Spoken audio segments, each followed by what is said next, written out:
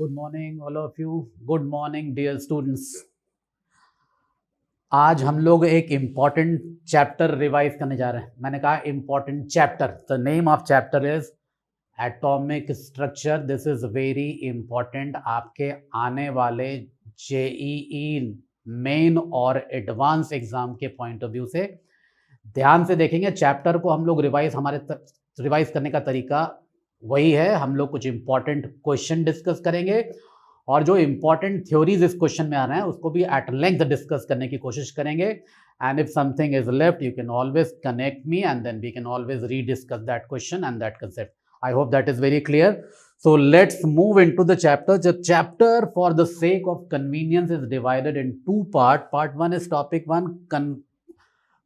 Topic one के अंदर हम लोग कुछ इंपॉर्टेंट बेसिक डेवलपमेंट वाले कंसेप्ट पढ़ेंगे और इंपॉर्टेंट बोर्स थ्योरी के बारे में पढ़ेंगे और इसके अंदर कुछ इंपॉर्टेंट क्वेश्चन जो है एक एक करके देखेंगे। Question number one is, if you can read the question very clearly, the question is saying which one of the following about an electron occupying the 1s orbital or orbital in a hydrogen atom is incorrect। तीन बातें इस question में ध्यान देने की हैं। एक तो 1s ऑर्बिटल के बारे में बात करनी है आपने, अंडरलाइन करेंगे इसको। दूसरा हाइड्रोजन एटम के बारे में बात करनी है आपने और तीसरा incorrect. Incorrect is very important. आपको इन चारों में से फॉल्स स्टेटमेंट ढूंढना है बेटा। मेरी बात समझ में आ रही है? अब आप एक एक करके क्विकली एनालाइज करेंगे। ऑप्शन नंबर ए को पहले पढ़ेंगे। ऑप्शन नंबर ए क्या बोल रहा है? The electron can be found at a distance of twice of A not from the nucleus. A not क्या है यहाँ पे? ए नॉट है bore radius represented by A not, मतलब ए नॉट बोर का रेडियस है। तो अब आपसे मैं एक बात पूछूं, क्या आपको ऑर्बिटल या ऑर्बिटल का कंसेप्ट पता है? आपको ये बात पता होगी। ऑर्बिटल क्या होते हैं? Orbitals are maximum probability zones of finding electron. Let me repeat, they are maximum probability zones of finding electron where the probability of finding electron is to the extent of or up to 90 to 95%. Is that okay to all of you? 90 to 95%। इसका मतलब कि जो बचा हुआ 5 से 10% electron है वो nucleus से लेके इन्फिनिटी तक के बीच में कहीं भी पाया जा सकता है। तो क्या अगर आप इस स्टेटमेंट को ध्यान से देखेंगे आपको दिखेगा the electron can be found at a distance of twice of A not from the nucleus. आप बिंदास बोलेंगे हाँ जी बिल्कुल सही है, ये स्टेटमेंट गलत नहीं हो सकता। So this we have figured out, this is a correct statement. ये अपने आप में एक सही बातचीत है, ये इनकरेक्ट नहीं हो सकता teacher. Loud and extremely clear. Go to option number B. Option number B का स्टेटमेंट क्या है भैया? ऑप्शन नंबर बी आपसे ये बोल रहा है the magnitude of potential energy, the magnitude of the potential energy is double that of its kinetic energy on an average. तो अब आप ये देखेंगे पोटेंशियल एनर्जी हम सारे लोगों को पता होना चाहिए, हम सारे लोगों मतलब आपको पता होना चाहिए पोटेंशियल एनर्जी किसी वन इलेक्ट्रॉन सिस्टम या हाइड्रोजन का क्या होता है? 1/4 pi epsilon nought into Z² upon R। Do we all agree? ये पोटेंशियल एनर्जी का एक्सप्रेशन होता है सर आपके हिसाब से। This is potential energy of the electron in a one electron system में भी। And then what is the kinetic energy? Kinetic energy is given by 1/8 pi epsilon naught and into Z² upon R. Is that okay? समझ आ रही है बात आपके? So this is kinetic energy and this is potential energy। सारे बच्चों के बात समझ में आ रही है? अब आप देखेंगे मैंने यहाँ पर एक छोटी सी बात गलत लिखी है। क्या गलत लिखा है यहाँ पे? यहाँ पर पोटेंशियल एनर्जी के पहले एक नेगेटिव साइन मुझे जरूर लिखना चाहिए था। So this is potential energy, but anyhow we have to deal with the magnitude of potential energy. It does not matter contextually. इस क्वेश्चन के हिसाब से इस बात का फर्क नहीं पड़ता। So the magnitude of potential energy 1/4 is definitely double of 1/8। Yes no? 1/4 क्या 1/8 का डबल है भाई? हाँ जी है। सो इसका मतलब जो मैग्नीट्यूड ऑफ पोटेंशियल एनर्जी है वो डेफिनेटली डबल है काइनेटिक एनर्जी का। ये भी अपने आप में करेक्ट स्टेटमेंट हो गया सर।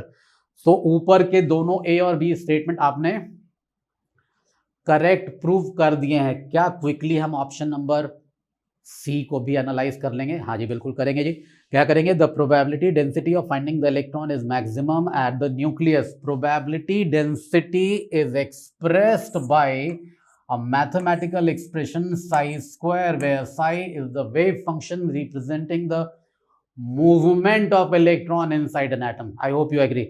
So क्या प्रोबेबिलिटी डेंसिटी मैक्सिमम होता है जी न्यूक्लियस के इर्द गिर्द या न्यूक्लियस के पास?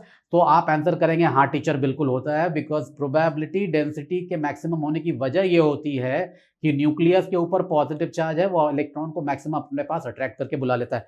So probability density is definitely maximum at the nucleus. इसका मतलब ये भी अपने आप में करेक्ट स्टेटमेंट हो गया. जब ये भी करेक्ट हो गया तो अब जाहिर सी बात है ऑड मैन आउट करके आपने इनकरेक्ट स्टेटमेंट तो निकाल ही लिया है. This is incorrect statement.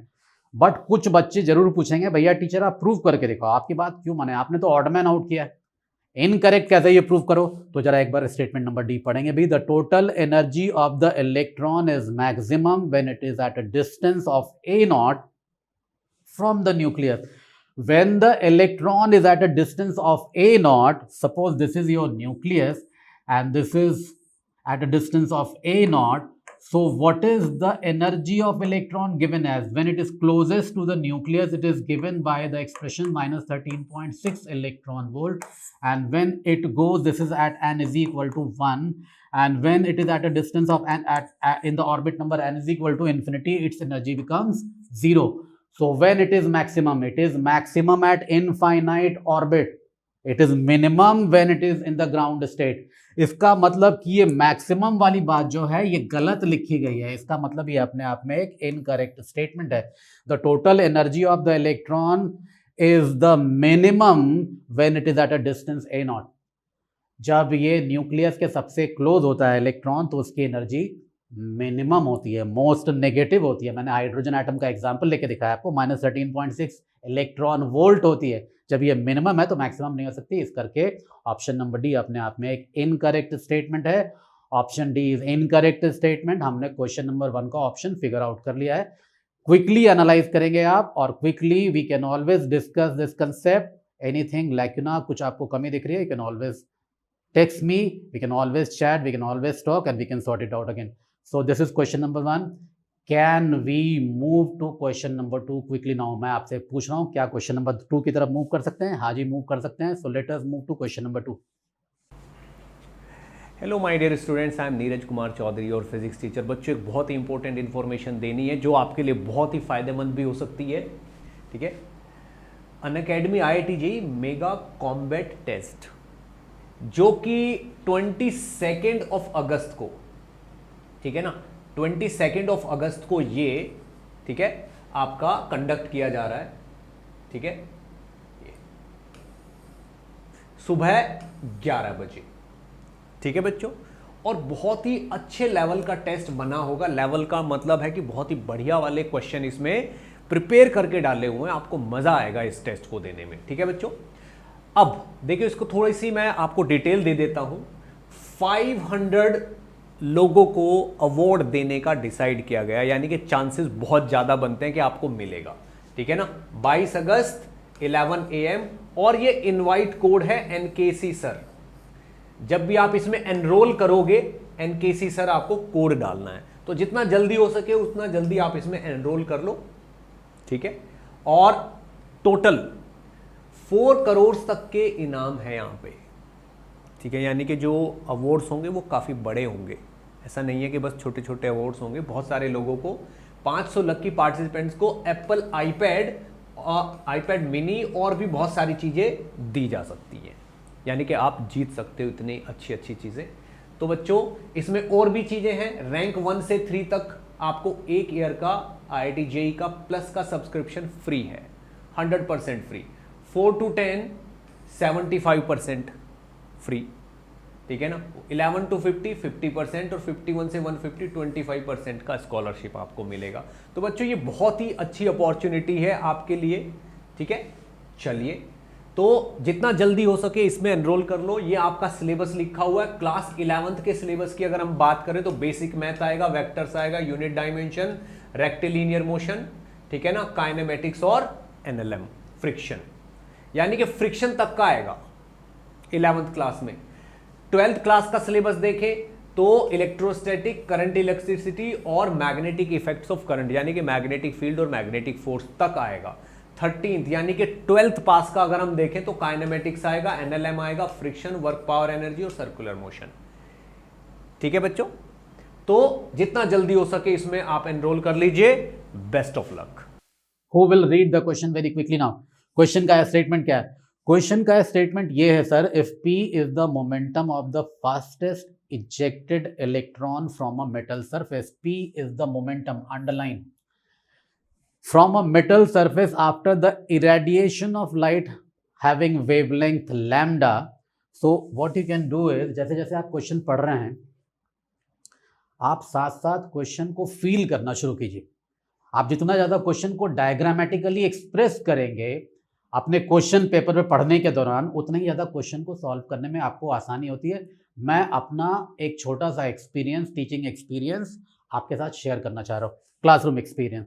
सो अब अगर आपने एक मेटल स्लैब ले लिया यहाँ पे, और मेटल स्लैब के बारे में क्या दिया हुआ है, इस मेटल सरफेस के ऊपर आपने कितने वेवलेंथ, कितनी एनर्जी से स्ट्राइक किया है, लैम्डा वाले वेवलेंथ से स्ट्राइक किया है, ये दिया है क्वेश्चन में। तो जो फोटोन जिसका वेवलेंथ लैम्डा है, अगर ये इस मेटालिक सरफेस को स्ट्राइक कर रहा है, आप मेरी बात समझ पा रहे होंगे, तो यहां से इलेक्ट्रॉन का या फोटो इलेक्ट्रॉन का इजेक्शन हो रहा है, और इस इलेक्ट्रॉन के बारे में बताया गया है, इसका मोमेंटम क्या है सर? इसका मोमेंटम है P। Do we understand? मैंने आपसे ये कहा कि लैम्डा वेवलेंथ के फोटोन से आपने स्ट्राइक किया है मेटल स्लैब को, ये मेटल स्लैब है, लैम्डा वेवलेंथ के फोटोन से आपने स्ट्राइक किया, यहां से इलेक्ट्रॉन का इजेक्शन हो गया। जो इलेक्ट्रॉन का इजेक्शन हो रहा है यहां से, उस इलेक्ट्रॉन का मोमेंटम का वैल्यू पता नहीं क्या दिया हुआ, नहीं पता है, दिया हुआ P दिया हुआ है यहाँ पे, तो दिया गया है यहाँ पे। ये एक बात हो गई। देन फॉर 1.5 P मोमेंटम, जब लीनियर मोमेंटम 1.5 P हो जाएगा P से बढ़ के, the wavelength of the light should be, जब इसका वेवलेंथ P से बढ़ के 1.5 P हो जाएगा, तो इस लैम्डा का वैल्यू चेंज होके क्या हो जाएगा, लैम्डा न्यू का वैल्यू क्या हो जाएगा, ये निकालना है आपको। किस नए लैम्डा वैल्यू पे जो फोटो इलेक्ट्रॉन बाहर निकल रहा है उसका मोमेंटम बढ़ के P से बढ़ के कितना होना चाहिए? मुझे नहीं दिख रहा, तुमको दिख रहा है यहाँ पे, P से बढ़ के होना चाहिए 1.5 P। ये क्वेश्चन है आपके पास। कौन से कंसेप्ट आपको दिख रहे हैं यहाँ पे जो अप्लाई होने चाहिए? एक तो फोटो इलेक्ट्रिक इफेक्ट बिंदास दिख रहा है आपको यहाँ पे। फोटो इलेक्ट्रिक इफेक्ट का स्टेटमेंट क्या होता है जी? Any child who can tell me what is the statement of photoelectric effect? Photoelectric effect says the energy of striking photon loud and clear Hc upon lambda. This is equal to what? This is equal to work function plus kinetic energy, which is half of mv square. Do we all agree? Half mv square. Do we agree, all of us? So quickly write this. The energy of striking photon in the denomination of lambda, Hc upon lambda is equal to work function plus kinetic energy, which is half mv square. So now अब आप ये देखेंगे, इसमें question में एक छोटा सा tell piece और ऐड किया गया है। Assume kinetic energy of the ejected photoelectron to be very high.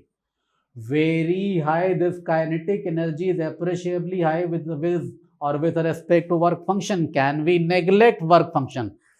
Loud and clear, yes, we will neglect the wave function. So can I tell you this equation is subdued to, और क्या मैं आपसे बोल सकता हूँ ये equation change करके क्या हो गया है, Hc by lambda is equal to half mv square और kinetic energy. Call this equation number 1, all of you.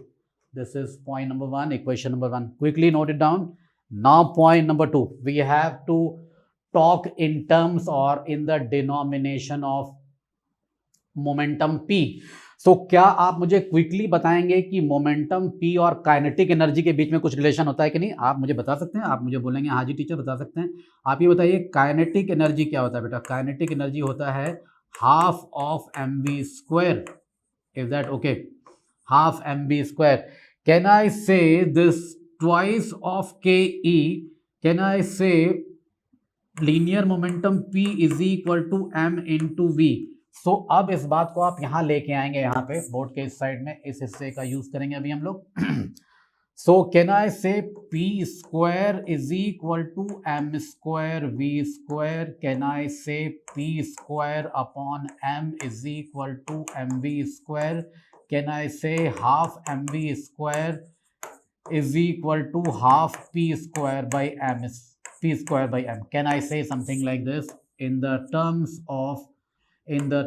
of momentum p, we have expressed the kinetic energy. So can we amalgamate? क्या एक और दो को मिलाने से ऐसा कुछ बन जाएगा क्या? hc by lambda, can I say hc by lambda is something which is equal to what? Which is equal to half of p square upon m if mass of electron is keeping constant, h is Planck's constant, c is speed to light, mass is keeping constant. So can I say 1 by lambda is something which is directly proportional to p square? मैंने आपसे ये question पूछा है, क्या in equation की मदद से ऐसा लिखे जाने की गुंजाइश है कि 1 बाई लैम्डा जो है वो डायरेक्टली प्रोपोर्शनल हमने प्रूव कर दिया पी स्क्वायर के? सो यहाँ से ये बात बिल्कुल साफ साफ स्पष्ट प्रूव हो रही है, lambda 1 which is lambda upon lambda 2, is that okay? Upon lambda 2 और lambda new, can that be equated to P2 upon P1? Can I say this is 1.5 P upon P whole squared? Can I say lambda upon lambda 2 is equal to 1.5, 3 by 2 whole squared? If you solve this, you will get the answer of lambda 2 in terms of lambda. Quickly check this. So we will reach till the end point. Lambda upon lambda 2 is maybe 9 by 4. So lambda 2 is what? Lambda 2 is 4 by 9 times lambda. Do we understand? Do we understand? Option A is correct. Why option A is correct? Do we justify? Yes teacher, we have justified. हमने justify करके दिखा दिया कि जो latest new lambda है lambda 2, उसका value initial lambda पहले वाले लैम्डा के डिनोमिनेशन या टर्म्स में कितना हो जाएगा? We understand quickly, and since we have understood this concept, आपको एक बात बेहद तरीके से समझ में आ रही होगी। यहाँ पर हमने दो बातें अप्लाई की है, एक फोटो इलेक्ट्रिक इफेक्ट और दूसरा अप्लाई किया है लीनियर मोमेंटम और काइनेटिक एनर्जी का कोरिलेशन। सिंपल ऑर्डिनरी बात है, ध्यान से देखेंगे क्वेश्चन को, रिवाइज करेंगे और दोबारा बनाने की कोशिश करेंगे खुद से। In case of any doubt, I am always reachable, you can always DM me, directly message me, text me, we can always talk about this question. So next question is, question number 3 is who will read the question for me? कौन सा बच्चा question को read करेगा? But question read करना है ध्यान से, धीरे धीरे, slowly slowly, step by step, gradually gradually. So what is the work function of the metal? Work function हमें निकालना है, स्पष्ट लिखा गया है क्वेश्चन में, क्लियर क्वेश्चन है, clean and clear. This, by the way, let me remind you, is a PYQ. Even the last question, इसके पहले वाला जो क्वेश्चन था वो भी PYQ था। PYQ का मतलब क्या निकालते हैं आप? Previous year question. So what is the work function of the metal if the light of wavelength 4000 angstrom generates photoelectron of velocity blah blah and blah? So I presume this is a pretty straight question. सीधा साधा question है।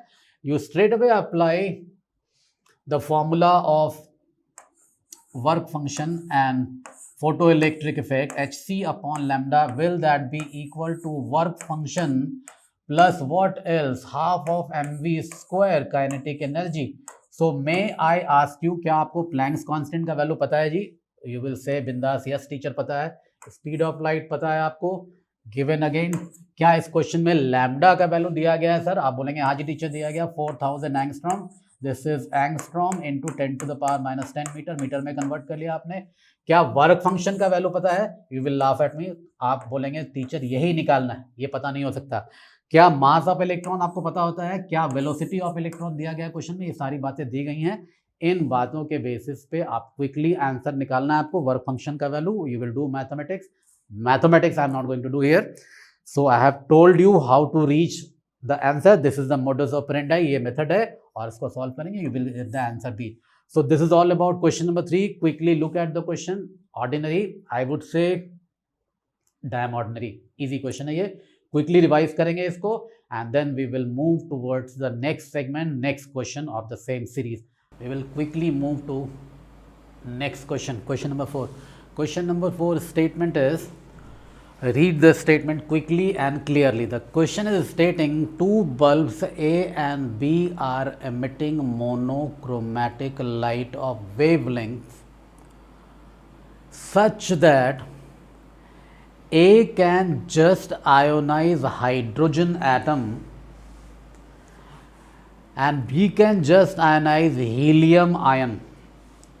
Question में आगे बढ़ने से पहले इस line में क्या कन्वे किया गया है ये आप समझने की कोशिश करेंगे।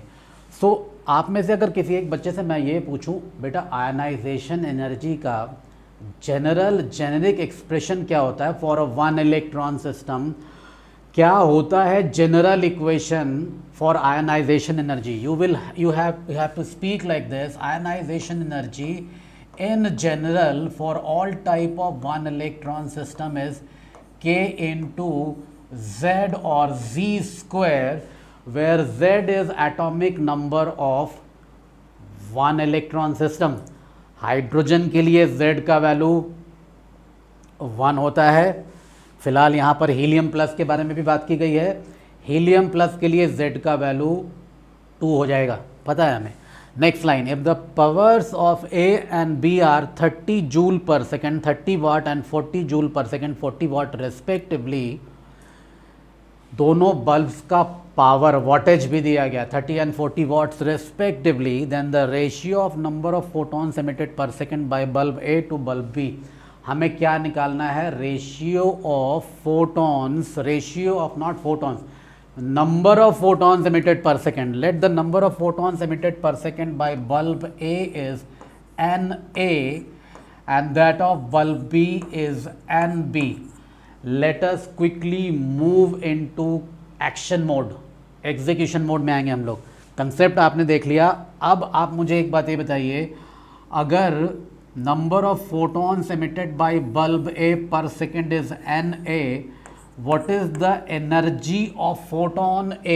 Energy of photon A we need to know, which is total energy emitted by bulb A. Total energy emitted by bulb A.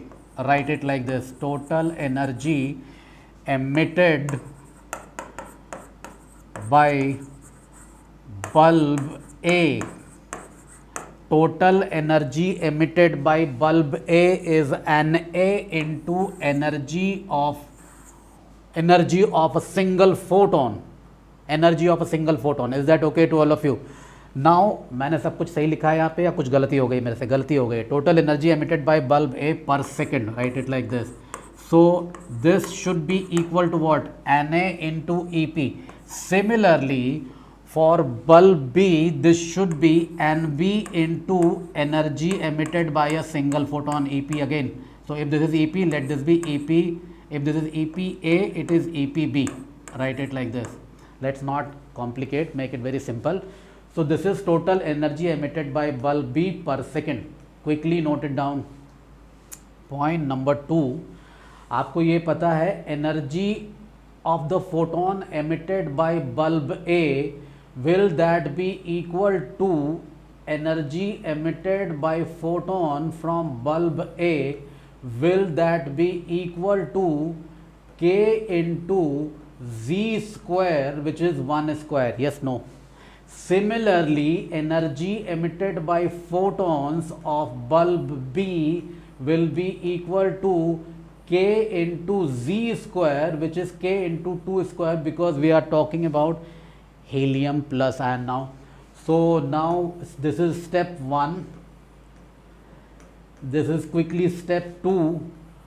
So may I go straight away now and write this number of photons emitted per second by bulb A, Na, into energy of a single photon emitted by bulb A is K, and the same in terms of, or same for bulb B, number of photons emitted per second is Nb, and this energy of a single photon is 4 times k coming from here, and can this be equated to be 30 joule per second emitted by bulb A, and this divided by 40 joule per second by bulb B. Do we all agree? Now rest is, I think, mathematics. Concept has been applied, concepts have been applied here. सारी बातें आपने ठोक बजा के check कर लेनी है यहाँ पे. अब आप मुझे एक बात ही बताएंगे, आपने रेशियो किसका निकालना है? आपने रेशियो निकालना है number of photons emitted per second by bulb A and bulb B, मतलब Na अपॉन NB का वैल्यू निकालना है. K's are cancel, this Na upon NB will be equal to what? ये निकालना है आपने. 30 40 cancel, 4 is cancelled, will the ratio be equal to 3? I am asking you. So what should be the answer of this question? Is the option A the correct answer? Is the answer tallying? You have to quickly check and tell me if everything is getting perfectly okay with you. So this is a question. This is a question based on the concept of ionization energy. And what else? This is a question involving the concept of Planck's theory as well. Multi-concept, two concepts are joined together, attached together, amalgamated together. So this is a multi-layer question. Quickly look at the question, quickly look at the solution, quickly look at the answer, tally the answer. और इतना सब कुछ करने के बाद अगला क्या करते हैं हम लोग क्विकली अगले क्वेश्चन की तरफ मूव कर जाते हैं. Can you read the question now? Question is reading as, the question statement is, the ground state energy of hydrogen atom is minus 13.6 volt electron volt, everybody knows, and the energy of second excited state of helium plus ion is in electron volt we need to calculate. So can any child, क्या कोई बच्चा मुझे quickly बताएगा energy calculate करने का जो generic formula होता है कर्टसी बोर्स थ्योरी, वो क्या होता है? That formula is given by energy is equal to minus K into v square z square upon n square. Is that okay all of you? क्या आपको मेरी बात क्लियरली स्पष्ट तौर पे समझ में आ रही है? समझने जैसा कुछ नहीं है यहाँ पे. This is simple formula. So k is the constant, z is the atomic number of one electron system, and what else? n is the orbit number जिसके अंदर इलेक्ट्रॉन प्लेस किया गया. Call this equation number 1. So now the point is energy of hydrogen atom in ground state, energy of hydrogen atom, my handwriting is a bit awkward, energy of hydrogen atom in ground state EH in n is equal to 1, which is equal to minus k, is given to be minus 13.6. we all agree. Call this equation number 2. So this proves k is equal to 13.6. Now may I go to the second part of the statement? We have to calculate the energy of the second excited state. Second excited state का मतलब होता है बेटा n is equal to 3, और helium plus ion मतलब z का value कितना हो गया बच्चे? z का वैल्यू हो गया 2. तो energy of helium plus ion in n is equal to 3, यही तो निकालना है आपने. तो आप निकाल लेंगे very easily in the denomination of k, minus of k into z square I think is 2 square and n square is 3 square. Rest is mathematics. We put the value of k here, minus 13.6 into 4 by 9, and you will get the value here. The answer is coming out to be C for Calcutta, and tally the answer. And this was a lollipop, small simple question, very simple, no much concept involved. We will quickly now moving towards the next question. Let's hope this is much tougher than this. जितना question difficult होता है उतना ही challenging होता है, उतना ही बनाने में मज़ा भी आना चाहिए. This is all about JEE exam, JEE NEET, JEE main and advance exam. This is all about JEE exam. So next is question number 6. So this is a graphical interrelation question. So there are four graphs provided to you. Which of the graphs shown below, which of the following graphs does not represent the relationship between incident light and the electron ejected from metal slab, metal surface? किस topic का question है? Quickly, isn't it? क्या ये photo electric effect का question नहीं है? क्या आपने फोटो इलेक्ट्रिक इफेक्ट में पढ़ा है कि जो इंटेंसिटी होती है लाइट की, फोटॉन्स की, वो इंटेंसिटी उसके काइनेटिक एनर्जी को, उसके मतलब फोटो इलेक्ट्रॉन के काइनेटिक एनर्जी के ऊपर कोई इम्पैक्ट नहीं डालती। मैं इंटेंसिटी कितना भी बढ़ा दूं लाइट का, काइनेटिक एनर्जी कांस्टेंट होता है। तो ये तो बेहद ऑर्डिनरी स्टेटमेंट है।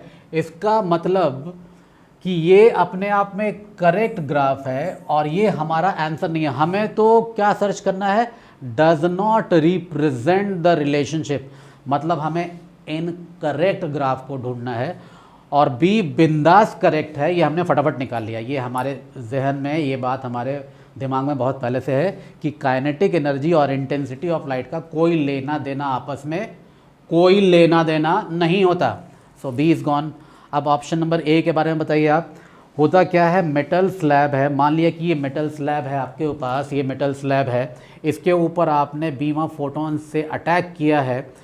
तो जब तक बीम ऑफ फोटॉन की एनर्जी बढ़ते बढ़ते, बीम ऑफ फोटॉन की एनर्जी बढ़ते बढ़ते थ्रेशोल्ड एनर्जी के बराबर नहीं आती, थ्रेशोल्ड एनर्जी के बराबर नहीं आती, तब तक इलेक्ट्रॉन्स का इजेक्शन नहीं होता।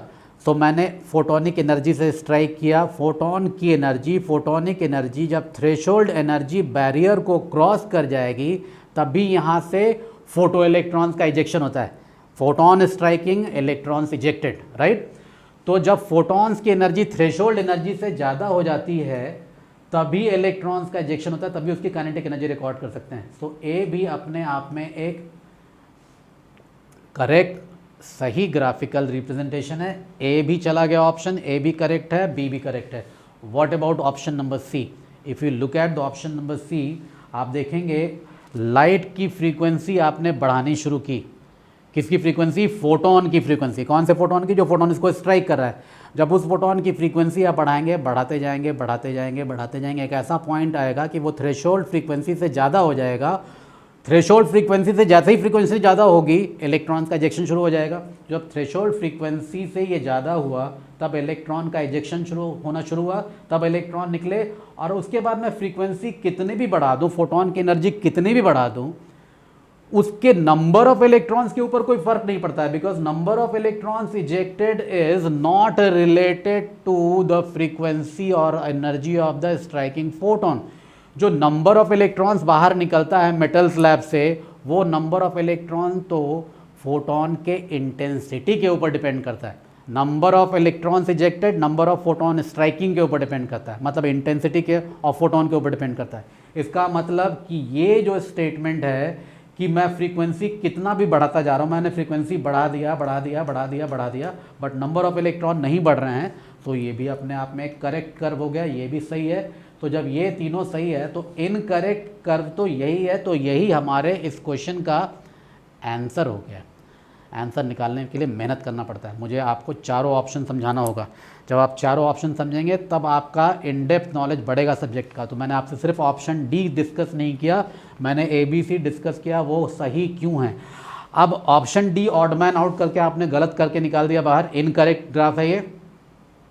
सम ऑफ द चिल्ड्रन, कुछ बच्चे जो बहुत इनक्विजिटिव होते हैं, बहुत खोजी टाइप के बच्चे होते हैं, वो बोलेंगे भैया टीचर आपकी बात समझ में आ गई, ये गलत है, बट क्यों गलत है, कैन यू प्रूव दैट? तो आई कैन प्रूव दैट। आपको पता है फोटो इलेक्ट्रिक इफेक्ट का मैथमेटिकल एक्सप्रेशन क्या होता है बच्चे?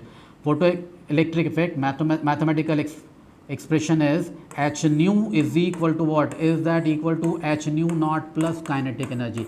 Can I say h nu is equal to h nu minus h nu naught is equal to kinetic energy? क्या मैं आपसे पूछ सकता हूँ ये y is equal to m x minus सी के फॉर्मेट का इक्वेशन है या नहीं? Can you see that? थोड़ा सा मैथमेटिक्स लगा रहे हैं इक्वेशन ऑफ स्ट्रेट लाइन के लिए।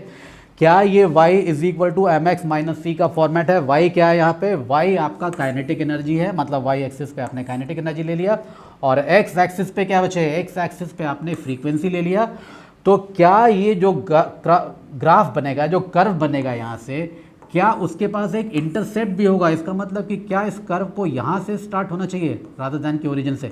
तो ये ग्राफ या ये कर्व तो ऐसे होना चाहिए, ओरिजिन से तो कभी स्टार्ट हो ही नहीं सकता ये। इसके पास तो एक इंटरसेप्ट का वैल्यू है, इसका मतलब ये गलत कर्व है, and why this is wrong we have justified. So this is an absolute answer, we get the answer now. So I hope you understand this concept, you understood all the graphical behavior, rest 3 are correct and this is wrong, and why this is wrong हमने justify कर दिया, हमने justify करने की कोशिश की है यहाँ पे. You quickly revise, analyse, gate the answer and fast move towards the next question now.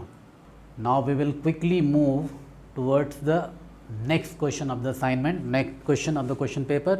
As I told you, ये सारे के सारे PYQs हैं इसमें दे, और कुछ important question है जिसको आपको ढंग से रिवाइज करना चाहिए before writing your forthcoming JEE mains and advanced examination. Am I clearly conveyed to you all?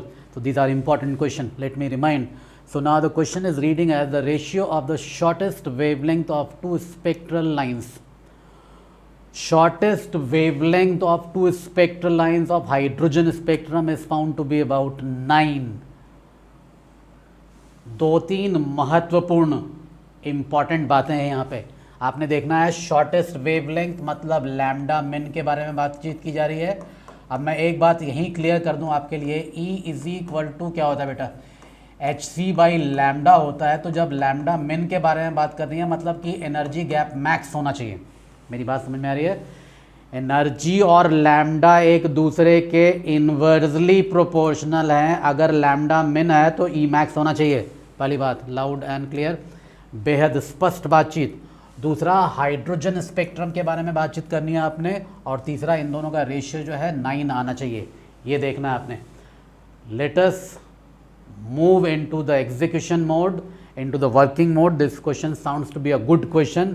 तो अब आप मुझे ये बताइए, Lehmann series and Paschen series को आपने कंपेयर करना है.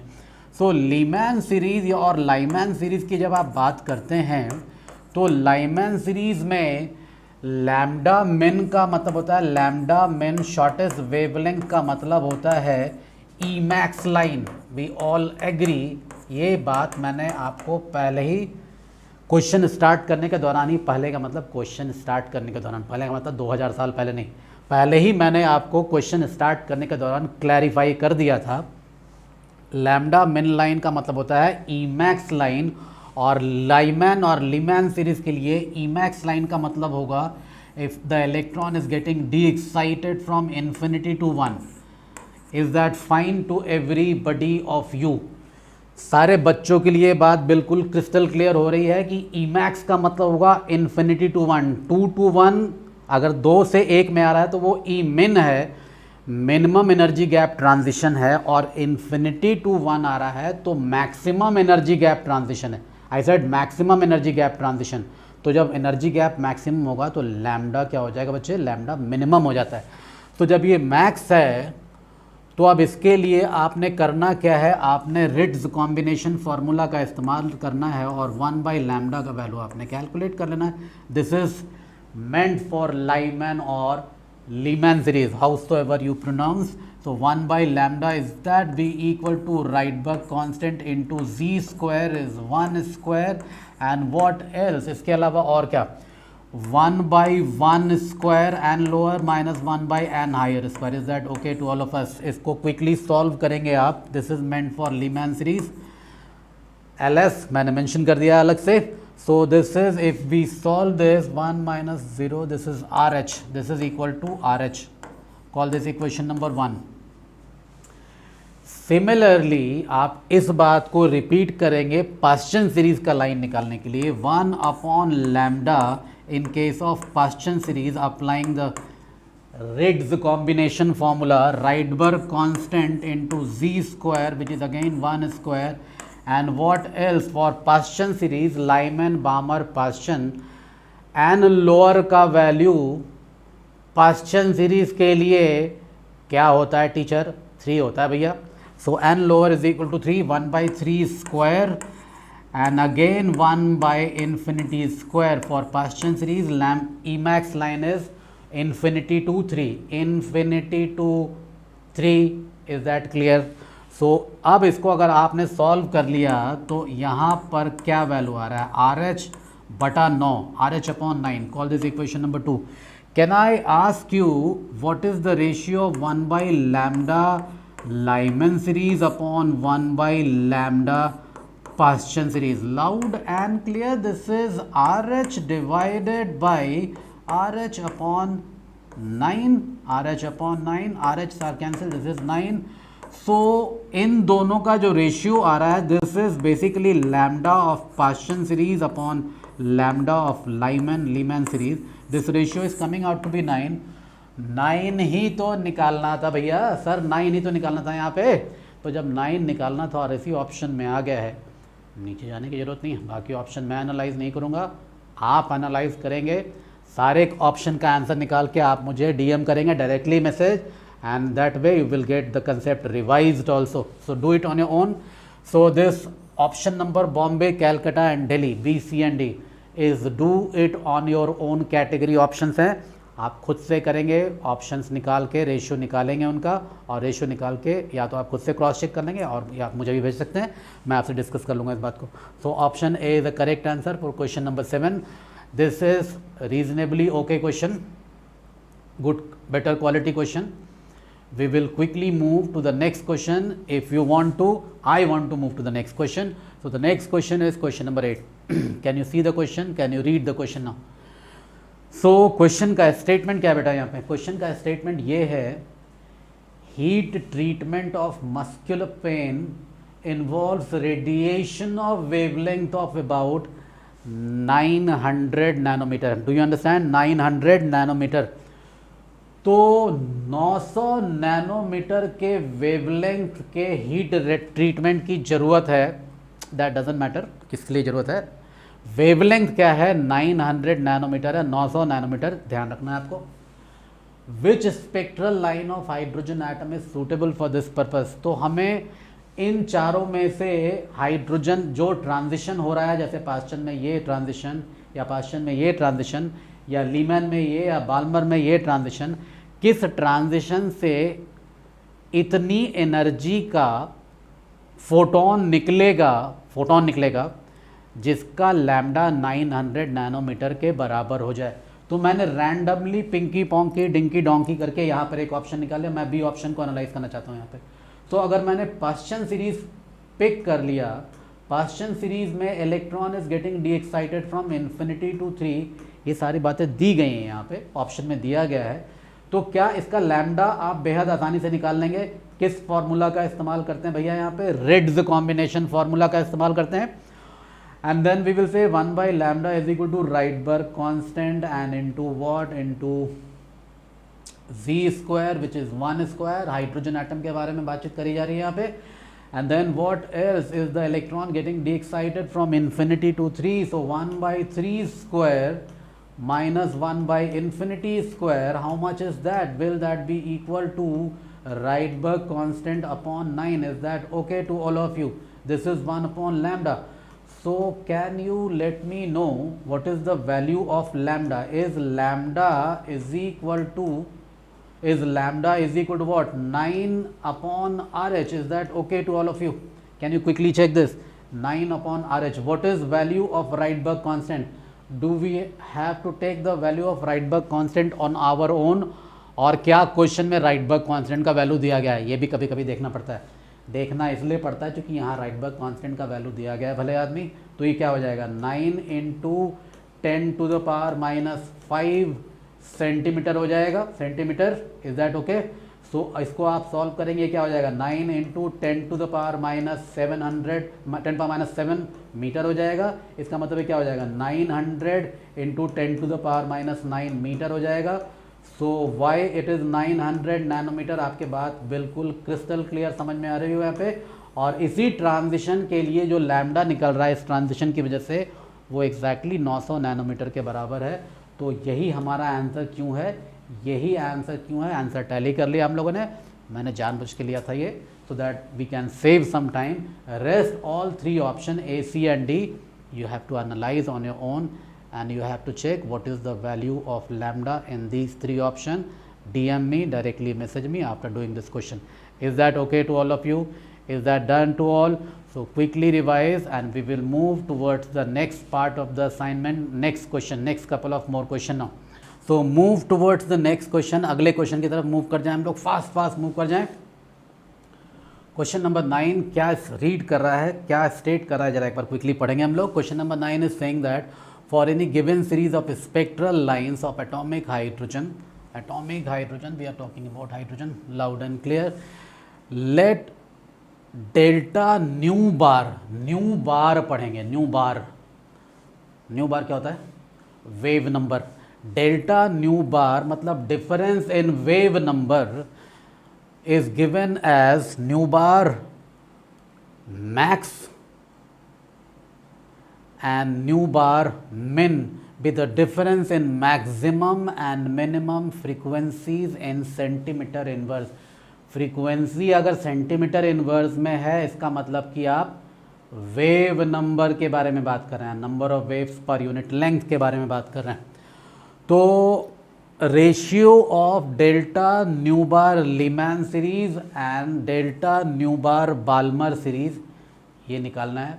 कॉम्प्लिकेटेड, अच्छा बढ़िया क्वेश्चन, मज़ा आएगा, इन्जॉय करेंगे हम लोग। Let's enjoy now, let's enjoy together now, you also enjoy. So अब आप मुझे एक बात क्विकली ये बताएंगे, यहीं लिख लें हम लोग, क्या आपको ये बात पता है कि एनर्जी जो होता है वो hc न्यू बार के बराबर होता है। इसका मतलब अगर ये मैक्स है तो एनर्जी मैक्स है, और एनर्जी मैक्स का मतलब क्या होता है लीमैन सीरीज के लिए, लीमैन सीरीज के लिए एनर्जी मैक्स का वैल्यू हो जाएगा infinity to one. So if we are talking about Emax for Lyman series, we are talking about infinity to 1. And similarly, if we are talking about new min, अगर new bar मिन के बारे में बात कर रहे हैं तो आपको ये पता है ई मिन क्या हो जाएगा बच्चे, E min will be equal to h c nu bar मिन।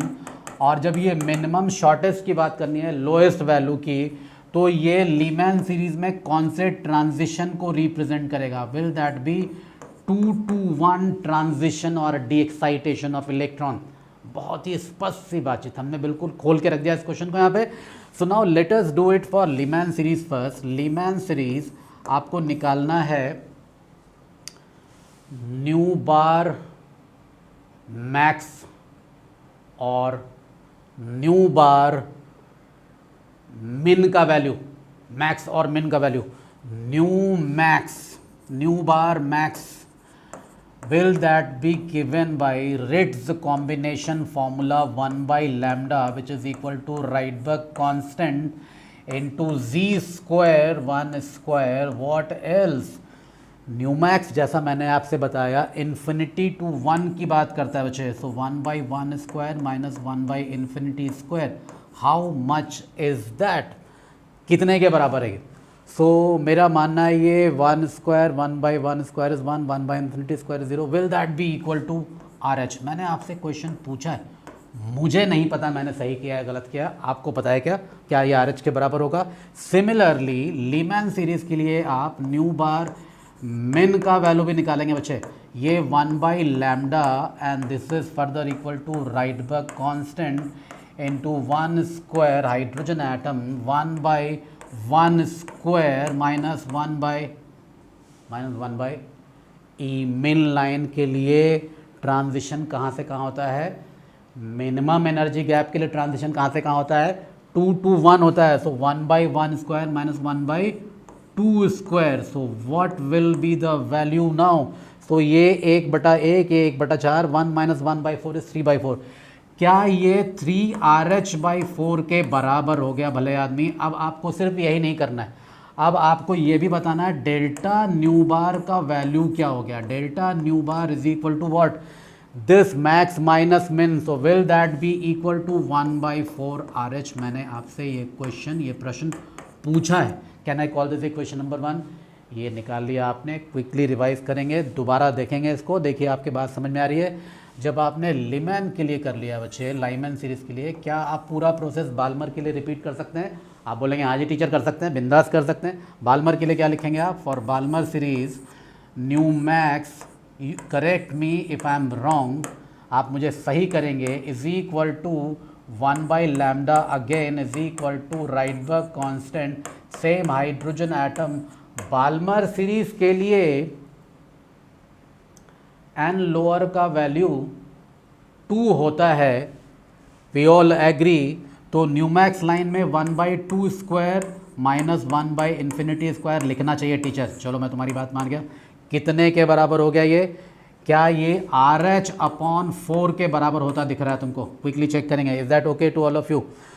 सो nu max line for Balmer series, similarly nu min line for Balmer series, ये कितना हो जाएगा बेटा? ये 1/λ is equal to Rydberg constant into 1 square 1/2 square minus 1/3 square. Minimum energy gap transition is 3 to 2 for Balmer series. Is that okay to all of you? So now this is what? This is 1/4 minus 1/9, this is 5RH/36। Quickly check कर लेंगे, दोबारा recheck कर लो जो मैंने लिखा है सही है कि नहीं है।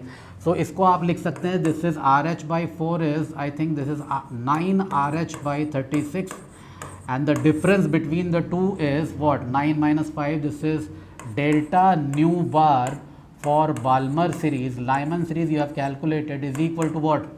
क्या आ रहा है ये आ रहा है मैक्स माइनस मिन, तो ये 4RH/36 आ गया बेटा यहाँ। This is RH/9। Is that okay? So अब आपको क्या निकालना है? अब आपने निकालना है यहाँ पे, so delta nu bar for Balmer series is RH/9. Call this equation number 2. Call this equation number 2 quickly. Call this equation number 2. Right? अब बेटा आपने रेशियो निकालना है लीमैन अपॉन बाल्मर सीरीज के गैप्स का। सो क्या रेशियो आ जाएगा इन दोनों का? अब आप इन दोनों का रेशियो निकालेंगे। सो क्या रेशियो आ रहा है? Delta nu bar for Lyman series upon delta nu bar of Balmer series, will that be equal to 1/4 upon 1/9? Will that be equal to 9/4? So will that be equal to 9:4? Will the answer be option C? And why answer is option number C? Are we convinced? Are you convinced? Do you understand? So this is the correct answer for this question. Slightly lengthy, slightly on the higher level, slightly Mentos question. Let's enjoy and let's move towards the next question now. If you are through with the question, let's move towards question number 10 now. So कौन सा बच्चा quickly read कराया question को? Question का statement क्या है यहाँ पे? The question is stating that for emission line of atomic hydrogen from Ni to N final N, don't move on, आगे बढ़ेंगे नहीं, यहीं रुकेंगे अभी थोड़ी देर के लिए। एमिशन लाइन है मतलब कि इलेक्ट्रॉन का हायर से लोअर में डी एक्साइटेशन हो रहा है। डी एक्साइटेशन हो रहा है तभी तो फोटॉन्स एमिट हो रहा है, तभी तो एमिशन लाइन बन रहा है। इसका मतलब कि इलेक्ट्रॉन एन हायर से आई, एन इनिशियल 8 से n lower, n final n में आ रहा है, और एन फाइनल जो है उसका वैल्यू 8 से कम है, 8 से कम। So now for emission line of atomic hydrogen, this is we are talking about hydrogen atom from Ni to N final N, the plot of wave number against 1/n square will be, so wave number versus orbit number का आपको graphical interrelation निकालना है। maybe let's try. so wave number is given by nu bar is equal to Rydberg constant into z or z square 1/n lower square minus 1/n higher square. Is that okay to all of us? Is this Ritz combination formula? So nu bar will be equal to Rydberg constant into 1/n square minus Rydberg constant upon 8 square. Yes, no? So अगर new bar को आपने n मान लिया है, आपने नहीं माना है n, क्वेश्चन में इसने फोर्स किया है n के बराबर मानने का, तो अगर आपने इसको n मान लिया न्यू बार को, nu bar as equal to n, और 1/n स्क्वायर के बीच में आपने कर्व प्लॉट करना है, 1/n स्क्वायर ऑर्बिट नंबर के बीच में कर्व प्लॉट करना है। So this is y is equal to mx minus c के फॉर्मेट का इक्वेशन आ रहा है। Let me repeat again, y is equal to mx minus c। X का यहाँ पे 1/n² के बराबर है, तो स्लोप ऑफ द कर्व स्पष्ट दिख रहा है, क्या हो जाएगा, राइटबर्ग constant. So why it is a linear curve with slope Rydberg constant RH? Do we understand? Do we get the answer? Do we tally the answer? Do we understand the concept? Are we through with the question? Can we move to the next question?